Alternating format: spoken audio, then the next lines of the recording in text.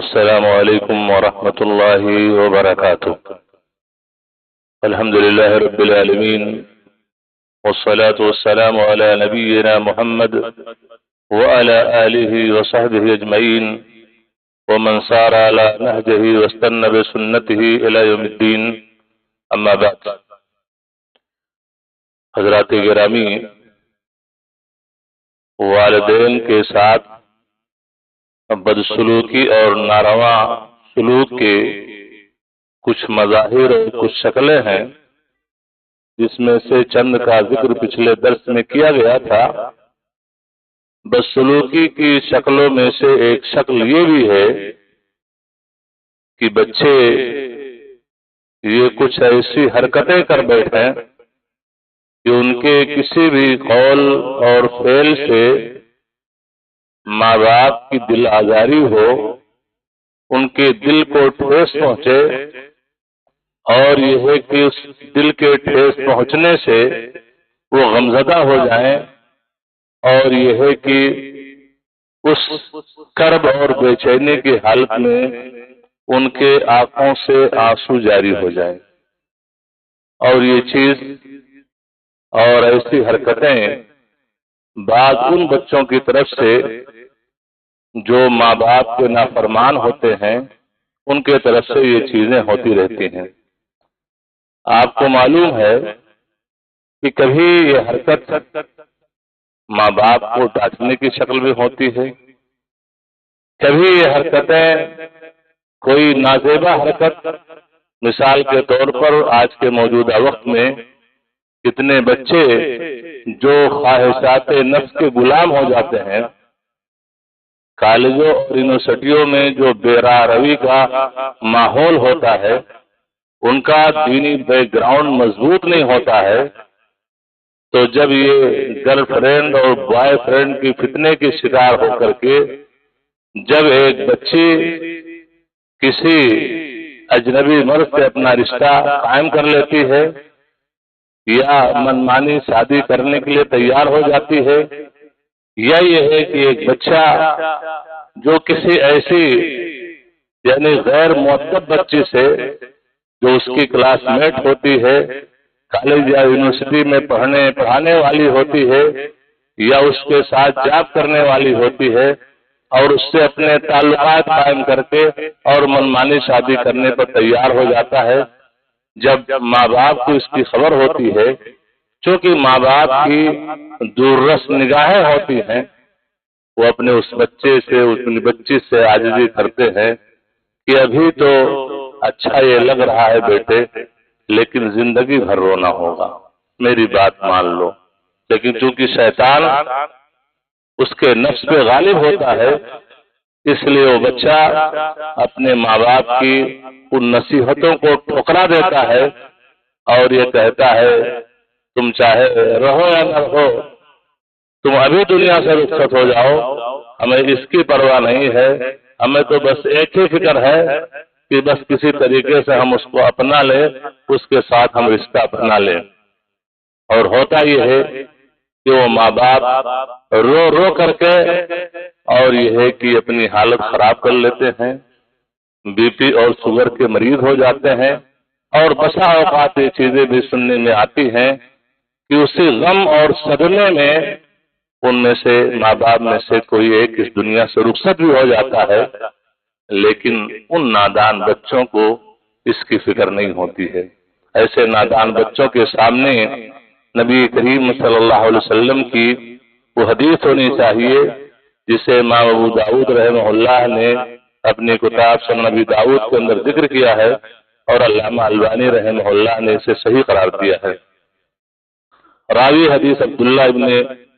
عمر رضی اللہ عنہ ہیں، فرماتے ہیں کہ جاء رجل الى رسول اللہ صلی اللہ علیہ وسلم فقال جئت ابايعك على الهجرة وتركت ابوي يبكيان فقال ارجع اليهما فاضحكهما كما ابكيتهما۔ صحابی رسول کہتے ہیں کہ ایک شخص نبی کریم صلی اللہ علیہ وسلم کے پاس آتا ہے، آپ کی خدمت میں حاضر ہوتا ہے اور کہتا ہے کہ اللہ کے رسول صلی اللہ علیہ وسلم میں آپ کے پاس آیا ہوں، ہجرت کے لیے بیعت کرنا چاہتا ہوں، اور ہجرت کا اجر و ثواب ہمیں معلوم ہے، اور معاملہ یہ ہے کہ میں ہجرت کرنا چاہتا ہوں، لیکن یہ ہے کہ اپنے والدین کو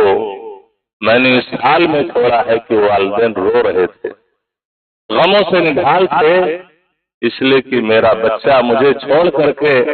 اور ہجرت کر رہا ہے تو میرے ماں باپ رو رہے تھے۔ اللہ کے رسول صلی اللہ علیہ وسلم نے کیا کہا؟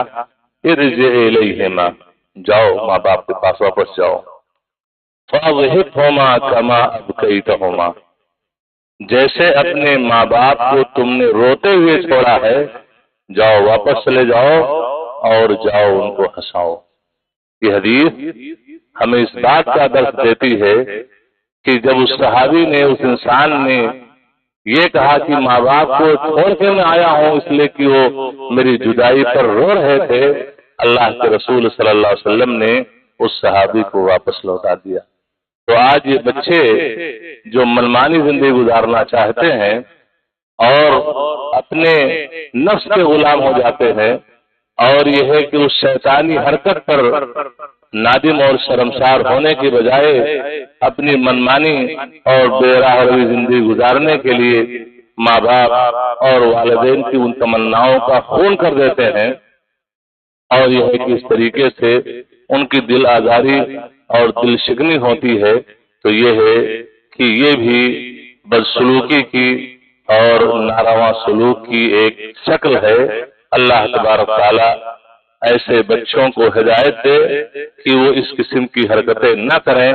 کہ جس کی بنیاد پر ان کے ماں باپ کی دل آزاری ہو اور ان کے دل کو ٹھیس پہنچے۔ ایسے ہی ماں باپ کے ساتھ ناروا سلوک کی ایک شکل یہ بھی ہے کہ والدین کو جب آپ اپنے پیروں پر کھڑے ہو جائیں اور وہ ماں باپ کمزور ہو جائیں، آن بستان بیڈ ہو جائیں، چلنے پھرنے سے مجبور ہو جائیں، تو یہ ہے کہ بچوں کی طرح سے آپ ان کے ساتھ معاملات کریں، بات بات میں ڈانٹنا، جھڑکنا، یا بوڑھے ماں باپ ہیں، کوئی بات آپ کر رہے ہیں، بیچ میں ان کو بھی کچھ سمجھ میں آیا، وہ بھی بولے کہ بیٹا ایسا نہیں ہونا تھا، ایسا کرنا ہے، بیٹھو نا بابا، تم کو سمجھ میں نہیں آتا ہے، کیوں بولتے رہتے ہو، بیچ میں ٹپکتے رہتے ہو۔ یہ چیزیں کیا ہیں؟ یہ بھی بدسلوکی کی ایک شکل ہے۔ اللہ تعالیٰ نے قرآن کریم میں فرمایا اما یبلغن عندک الکبر احدہما او کلاہما فلا تقل لہما اف ولا تنہرہما وقل لہما قولا کریما، یہ تمہارے ماں باپ میں سے کوئی ایک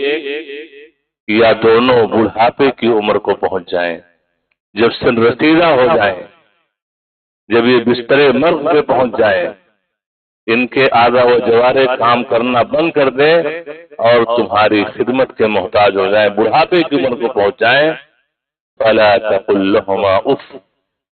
تو ان ماں باپ کو تم اف تک مت کہو، ولا تنہرہما، اور انہیں ڈانٹو نہیں، جھڑکو نہیں، وقل لہما قولا کریما، اور ان ماں باپ سے بات کرنے کی ضرورت پیش آئے تو بات کرنے میں بڑا تمہارا ہی نرم رویہ ہو، نرمی کے ساتھ اچھے انداز میں، اچھے اسلوب میں ان ماں باپ سے تم بات کرو، گفتگو کرو۔ اہل تفسیر، علماء تفسیر اس آیت کی تفسیر میں لکھتے ہیں فَلَا تَقُلْ لَهُمَا اُفْ، ان ماں باپ کو اف تک نہ کہو، یعنی اس سے بھی معمولی کلمہ کوئی نہیں ہے، ورنہ اللہ تعالیٰ اس کا ذکر یہاں کیا ہوتا۔ اس کی مثال یوں سمجھیں کہ آپ باہر سے آئے، تھکے مادے ہیں، کس حال میں ہیں، آپ گھر پہنچے اور آپ کی والدہ حال میں ہیں، آپ کے والدہ نے کہا بیٹے بڑا درد ہو رہا ہے، تھوڑا سا ایک ٹیبلٹ لے دے۔ اب اس پر آپ اوہ ہو، ابھی میں پہنچا، ابھی نہ پانی پیا نہ کچھ پیا، پریشان کیا، اور فوراً آرڈر لگا دے۔ تو اف جو آدمی کہتا ہے، یہ لفظ کہنے کی بھی شریعت نے ایک بچے کو اجازت نہیں دی ہے کہ اپنے ماں باپ کے خلاف اف تک کہیں، سے جائے کہ ماں باپ کو ڈانٹیں، ماں باپ کو جھڑکیں، اور بسا اوقات کتنے ایسے نادان بچے ہوتے ہیں جو ہاتھ بھی اٹھا دیتے ہیں، مار بھی دیتے ہیں، گھر سے کھینچ کر کے باہر بھی کر دیتے ہیں۔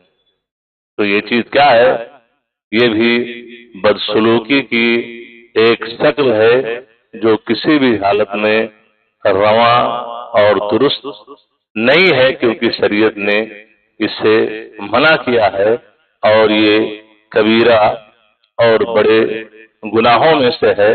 اور ظاہر سی بات ہے کہ جب یہ کبیرہ اور بڑے گناہوں میں سے ہے تو یہ ہے کہ ایک انسان کو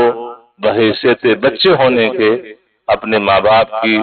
قدر کرنی چاہیے، اور اپنے ماں باپ کی قدر کرتے ہی ان کی خوشنودی کو اپنی خواہشات نفس پر مقدم رکھنا چاہیے، کیونکہ دیکھنے میں اور مشاہدے میں بھی یہی چیز آتی ہے کہ جو اپنے ماں باپ کو چند لمحے کے لیے رلا دیتا ہے تو ہوتا یہ ہے کہ وہ انسان زندگی بھر روتا ہے،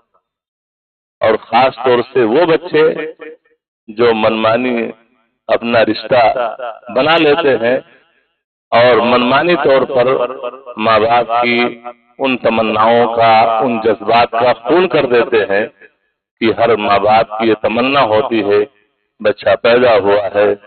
اور یہ ہے کہ جوانی آئی، پڑھ لکھ لیا، پڑھنے لکھنے کا انتظام کر دیا، اب یہ ہے کہ اس کی شادی بیاہ کی نوبت آئی، ماں باپ کے جذبات ہے، امنگ ہے، شادی ہوگی، بہو آئے گی، ایسا ہوگا ویسا ہوگا، ایک خاکہ، ایک پلان، ایک منصوبہ ان کے ذہن میں ہوتا ہے، اور پتہ چلا کہ جب شادی بیاہ کی نوبت آئی تو بچہ یا بچی کوئی اور رنگ دکھا دیے، اور یہ ہے کہ منمانی اور اپنے طور پر جیسا چاہا اس طریقے سے